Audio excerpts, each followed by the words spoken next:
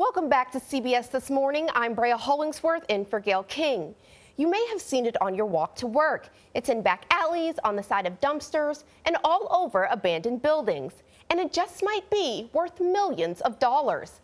In the last few years, street art has taken on a newfound popularity in New York City's high art scene. But this rise in prominence is not without controversy. CBS News correspondent Matt Riley has the story. There are few things more distinctly New York than graffiti. From Brooklyn to the Bronx, each borough offers a bold, colorful take on an art form deeply rooted in protest and rebellion. It's kind of universal. I tell people there's an art for everybody. Joey Ramone Way. Rich Garr is the owner of Gotham Sidewalks. He takes people from all over the world on tours throughout the city, showing them both iconic and obscure pieces of urban art.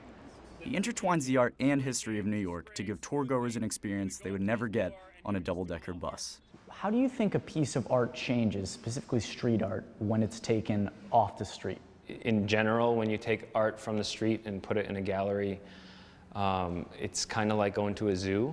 It's tamed. It's generally muted a little bit.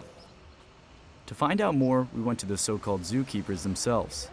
Doyle, a major New York auction house, was the first of its kind to hold an American auction specifically for street art in 2012.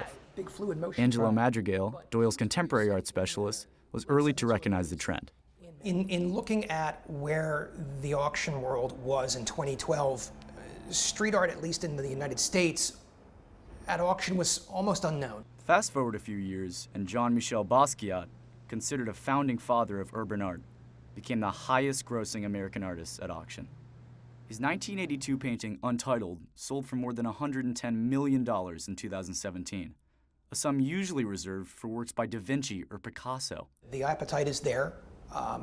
The artists continue to be more widely collected by more and bigger collectors, private collectors, but also you have more, again, museum interest. So it's supply and demand.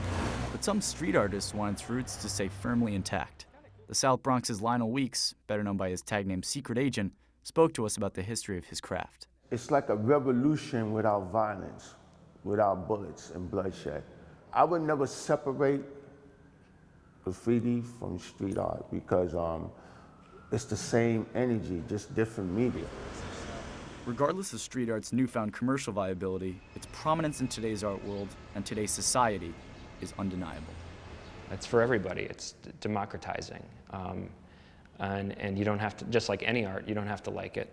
I'm not going to sit here and tell you what's good and bad, but some of the illegal art that's in the streets is some of the most powerful stuff that you find.